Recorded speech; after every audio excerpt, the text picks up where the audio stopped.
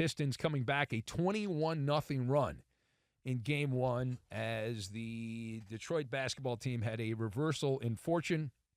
They puked at a time they could not puke, and they lost that game. So I have a lot of friends from New York, I have family from New York, and, of course, there's nothing more annoying than Knicks fans who haven't won in 50-plus years but are convinced every year that they're going to win.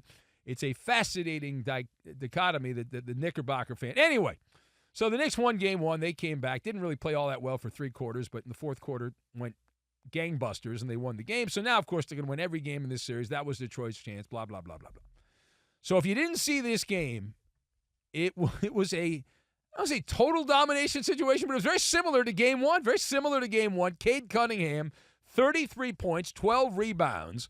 Dennis Schroeder is still alive. Did you know that? Dennis Schroeder is still alive, and he's in the NBA playoffs. Remember, last we talked about him. He was being held hostage. No, it was not hostage. He compared playing in the NBA to slavery when he was traded at the deadline. Remember that? Yes. Well, he's alive and well, and Dennis Schrader, whatever. He had a tie-breaking three-pointer with 55 seconds left on the clock, and the Pistons said bye-bye to the longest suck-bag streak of playoff basketball, a 15-game postseason ride into the manure as they end that losing streak, longest postseason losing streak in NBA history. They beat the Knickerbockers 100-94, and so that series now goes back to Detroit, and the Pistons have home court advantage. 1-1. It is a best of 5 now, and Detroit has home court advantage. The Pistons, terrible franchise. Boy, when I was a kid, they were good, and then they had a little bit of success as an adult, and since then they've been terrible. But the Detroit Pistons, who had not even been to a playoff situation since way back before the pandemic in 2019. They gave back pretty much all of the lead they had built up. They had a 15-point lead. They gave almost all that back, and then they ended up winning. First time they've won a playoff game since 2008. I was like in junior high school in 2008, or maybe, possibly. No? I was working here? Oh, I guess I was working here. Anyway, it was 2008 Eastern Conference Finals against Boston the last time the Detroit Pistons team had won, which means if you are 15 years old, actually older than that, with 17, holy crap, 2025. So 17 years. That means you're like in high school. You're almost out of high school. And your entire, wow, that's wild. How does that happen? It happened. Anyway, the better story is in the losing locker room. So that is where we will go. Jalen Brunson, 37 points for Jalen Brunson, and not enough as the number 3 seeded Knickerbockers lose this game. So let us discuss. So, which Knicks players get to grab the biggest chunk of the dirty water? The dirty water dog of shame and blame. So which Knicks player gets that big portion of the sausage? The dirty water dog of shame and blame. So I've got 30 Rock, Shakespearean, and lobbying. And we will combine all of these things together, and we are going to go whale watching. Because it looked like a lot of the Knicks were in a boat watching. They weren't doing a lot. They were not doing a lot. Now, number one. Can I get a number? Number one. All right, so this was, if you're a Knick apologist, a painful night all the way around. Assigning the dirty water dog of shame and blame, making that out there, putting that out there. Let's start at the obvious one, which is the kitty cat. Hello Kitty. That would be the fully immersive Karl Anthony Towns experience. Now, he's known as Cat, and I know our friends listening in Minnesota are snickering, and they're smiling, and there's a Cheshire Cat kind of vibe, the big smile there, and they're thinking, hey, I told you so. This is the guy. That's the guy we remember from the Wolves. That's the guy. Yeah, I hope you enjoy him, New York. And so it's not necessarily a case where Karl Anthony Towns didn't do what was expected. Right? This was living up to the scouting report. This performance was the fully immersive Karl Anthony Towns experience. Playoff cat. Here, kitty, kitty, kitty. Here, kitty, cat. That's playoff cat. That's Karl Anthony Towns, is what it was. Sporadic malfunction. Sporadic malfunction. He is a big man, and he plays a lot like James Harden, who will disappear for a random game in a playoff series. Well, Karl Anthony Towns does the same thing. And so he's got this glitch in the software. There's a problem. And he suffers from shrinkage.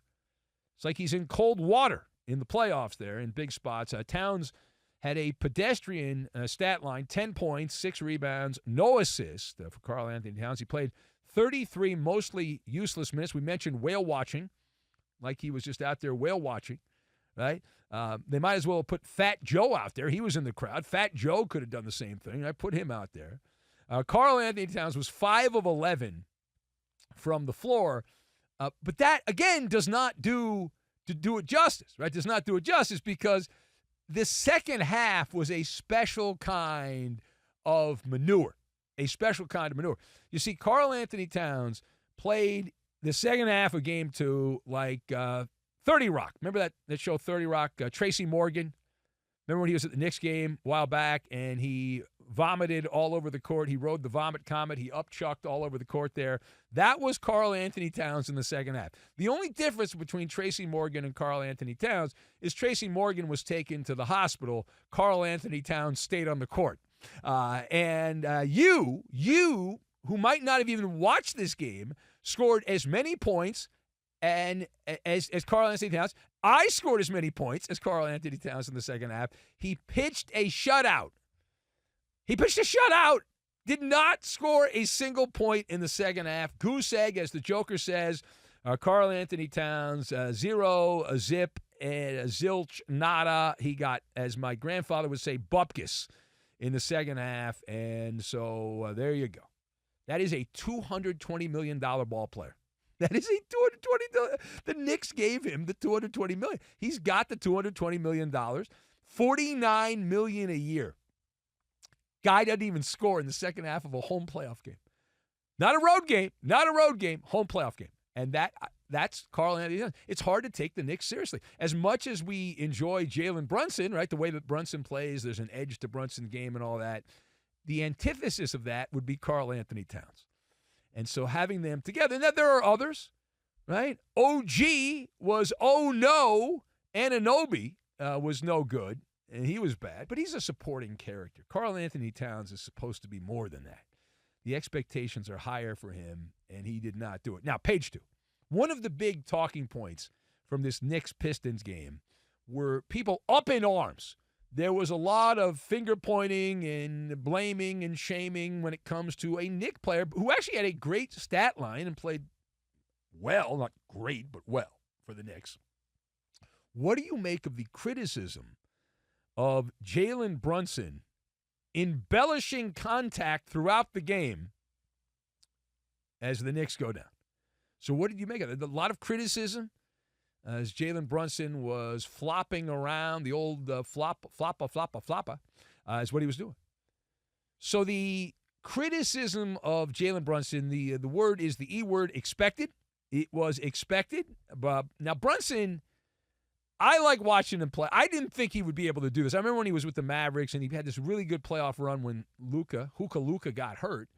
And he played well. And I was like, well, I'm not really sure whether or not this is sustainable. And to his credit, he has consistently played at that level as a Knick. And he is a nuisance if he's not on your team. The kind of a guy that you like when he's on your team, and when he's not on your squad, you think he's a schmuck and you don't like him and he's a pest and all that. So that's fair. It's not exactly the most pleasing to the eye to watch Jalen Brunson try to bait the officials into a call every single time. There is contact on pretty much every possession where you're running an offensive set in the NBA. As far as the wide-angle lens on this, the way I look at it is watching Jalen Brunson play is a Shakespearean situation, like a Shakespearean play, William Shakespeare. not the merchant of Venice, the foul merchant of the garden, we'll call him. The foul merchant of the garden, we will call him. He has the ability, the innate ability. He might as well be over on Madison Avenue trying to sell fouls, whatever it is. It's a foul. Oh, my God, I'm dying over here. I'm dying. It's like he's on Broadway every single time. Foul baiting. Foul bait. They put rules in to try to stop that, and he's able to work himself around the rules, selling the fouls, as we say, and all that stuff. So Brunson has become a Rhodes Scholar at that. All right, now, final point.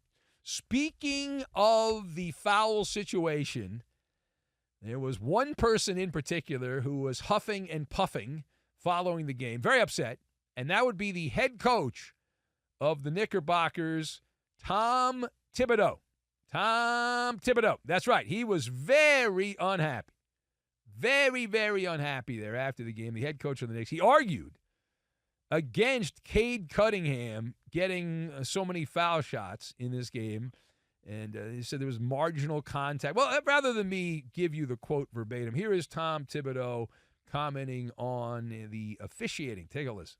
Huge discrepancy in free throws. Huge.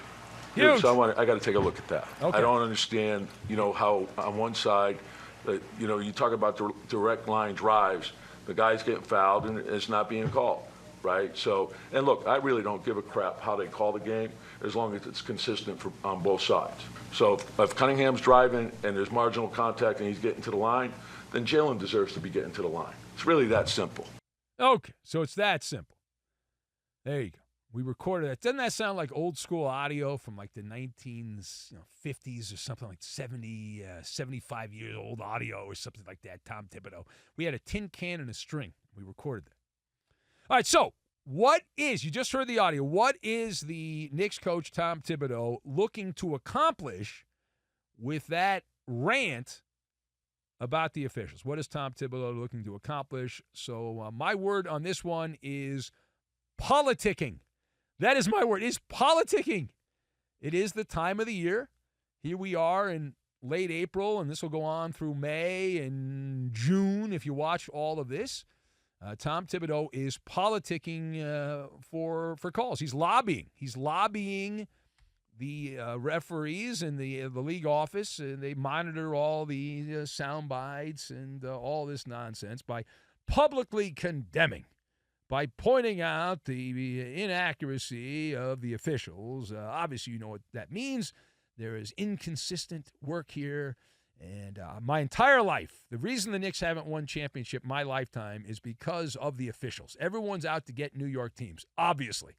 No one ever leans towards the Knickerbockers. Anyway, so he's trying to influence. We know what this is. He's trying to influence future decisions by the officials and have calls, which that's one of the issues with all of sports, but in basketball in particular.